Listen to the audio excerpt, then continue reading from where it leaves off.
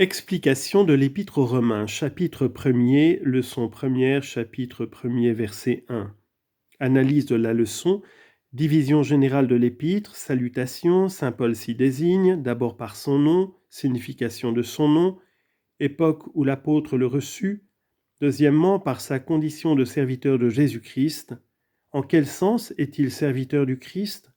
Troisièmement par sa dignité d'apôtre, excellence de cette dignité. Quatrièmement, par son ministère.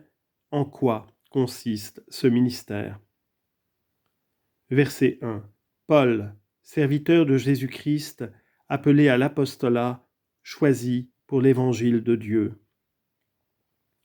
L'épître aux Romains se divise en deux parties, la salutation et le sujet de l'épître, que saint Paul commence à traiter au verset 8, d'abord je rends grâce, etc. Dans la salutation, il y a trois parties. Premièrement, l'apôtre désigne la personne qui salue, secondement, les personnes à qui s'adresse le salut en disant verset 7 à tous ceux qui sont à Rome. Troisièmement, il exprime la salutation verset 7 que la grâce et la paix, etc. À l'égard de la personne qui salue, d'abord il désigne l'auteur de la salutation. Ensuite, il relève son ministère à ces mots, verset 2, l'évangile que Dieu avait promis. Premièrement, la personne qui écrit se connaît d'abord par son nom. Paul, dit-il. À l'égard de ce nom, il y a quatre choses à considérer. D'abord sa nature. En effet, tel qu'il est écrit dans ses épîtres, il ne peut appartenir à la langue hébraïque, qui ne possède point la lettre P, mais il peut être grec et latin.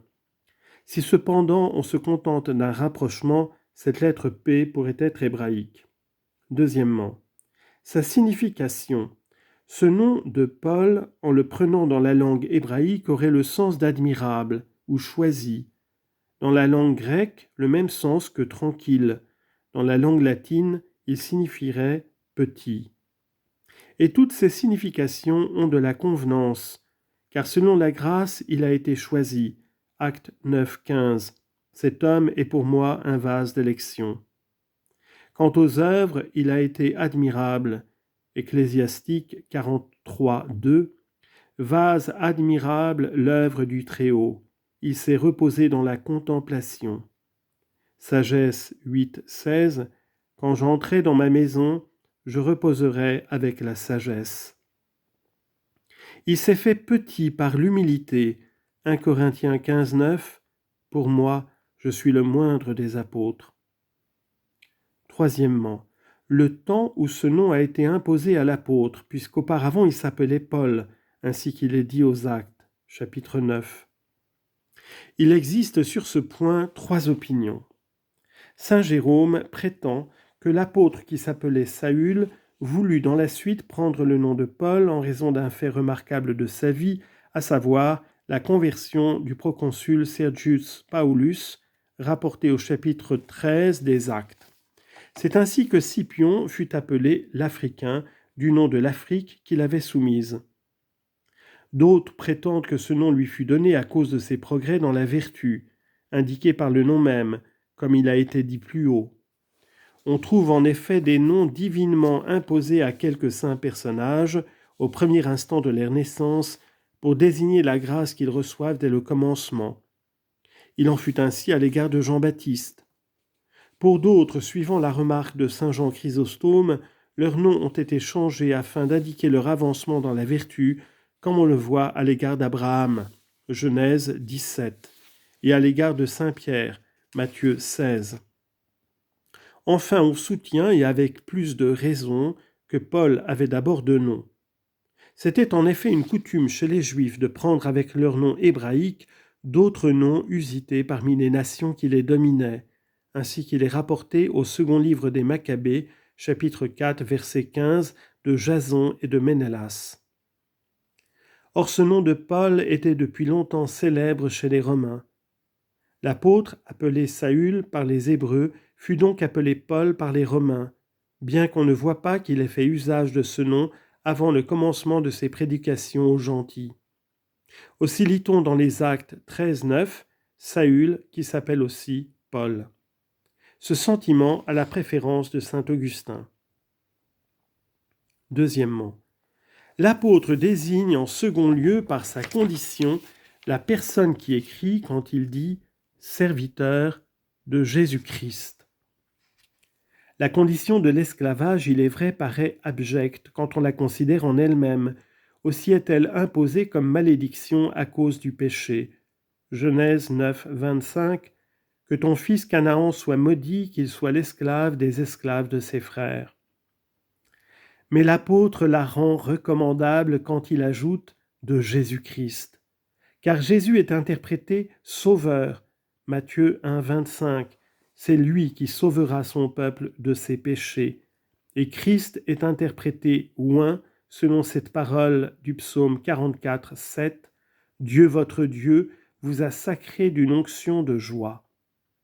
Expression par lesquelles le psalmiste désigne la dignité du Christ, et quant à la sainteté, parce que les prêtres recevaient l'onction, comme il est rapporté au chapitre 29 de l'Exode, et quant à l'autorité, parce que les rois la recevaient également, ainsi qu'on le dit de Daniel, 1 roi 16, 13, et de Salomon, 3 rois 1, 32. Et quant à la science, parce que les prophètes étaient aussi consacrés par l'onction, comme il est dit d'Élisée, 3 rois 19, 16.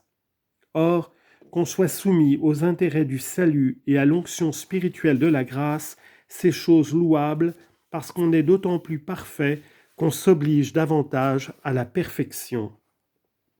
Telle est la dépendance du corps à l'égard de l'âme, de l'air relativement à la lumière. Psaume 115, verset 6. Ô Seigneur, je suis donc votre serviteur. On objecte ce qui est dit en Jean 15, 15.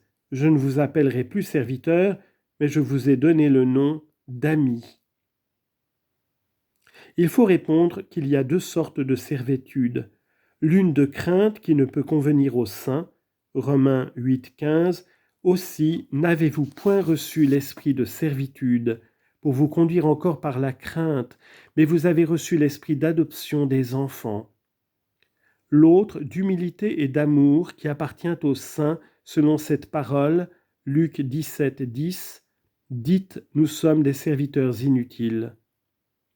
Car dès lors qu'on est libre, quand on est sa cause déterminante, on est esclave quand on n'est que sa cause déterminée.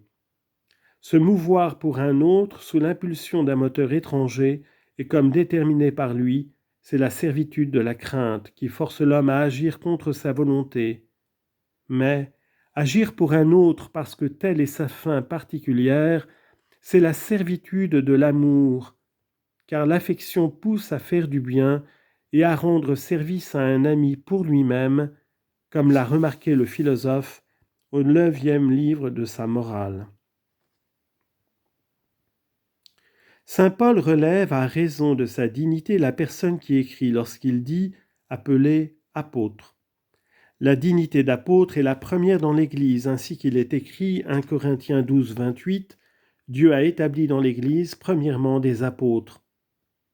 Apôtre est la même chose qu'envoyé, selon cette parole de Saint Jean 20, 21, « Comme mon Père m'a envoyé, je vous envoie », c'est-à-dire avec la même charité et la même autorité. Saint Paul dit appelé apôtre pour exprimer la grâce, c'est-à-dire appelé pour être apôtre. Hébreux 5, 4. Personne ne peut s'attribuer à lui-même cet honneur, mais il faut y être appelé de Dieu. Ou pour désigner l'excellence de sa vocation, afin que, comme on dit par antonomase, la ville pour désigner Rome, on dit également de Paul, l'apôtre, selon cette parole, 1 Corinthiens 15, 10, « J'ai travaillé plus que tous les autres ». Ou enfin par humilité, en sorte que le sens serait « Je n'ose prendre le titre d'apôtre, mais on m'appelle ainsi ». C'est en ce sens qu'il dit, 1 Corinthiens 15, 9, « Je ne suis pas digne d'être appelé apôtre parce que j'ai persécuté l'Église de Dieu ». Saint Paul désigne encore la personne qui écrit en raison de son ministère lorsqu'il dit « séparé pour l'évangile de Dieu ».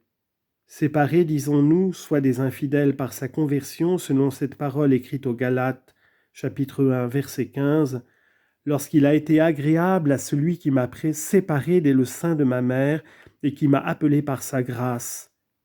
Ou bien séparé des autres disciples par l'élection, selon cet autre passage tiré des Actes 13:2, « Séparez-moi, Saül et Barnabé, pour l'œuvre à laquelle je les ai appelés. » L'Évangile, c'est la bonne nouvelle, car on y annonce l'union de l'homme à Dieu, ce qui est le bien de l'homme, selon cette parole du psalmiste, 62, verset 28, « M'unir à Dieu, c'est mon bien. » Or, dans l'Évangile, on annonce une triple alliance de l'homme avec Dieu. La première par la grâce même de l'union hypostatique, selon cette parole de Saint Jean 1,14, « Le Verbe s'est fait chair ». La seconde par la grâce de l'adoption, ainsi qu'on le déduit du psaume 81,6, « Je l'ai dit, vous êtes des dieux, tous vous êtes les fils du Très-Haut. » La troisième par la gloire de la possession, Jean 17,3, « C'est la vie éternelle de vous connaître, vous le Dieu véritable, et Jésus-Christ que vous avez envoyé. » Isaïe 52,7, « Qu'ils sont beaux sur les montagnes les pieds de celui qui annonce la paix et le bonheur. » Or cette nouvelle n'est point l'œuvre de l'homme, mais l'œuvre de Dieu. Isaïe 21,10, « Ce que j'ai entendu du Seigneur des armées, du Dieu d'Israël, je vous l'ai annoncé. » Voilà pourquoi saint Paul dit « Pour l'évangile de Dieu. »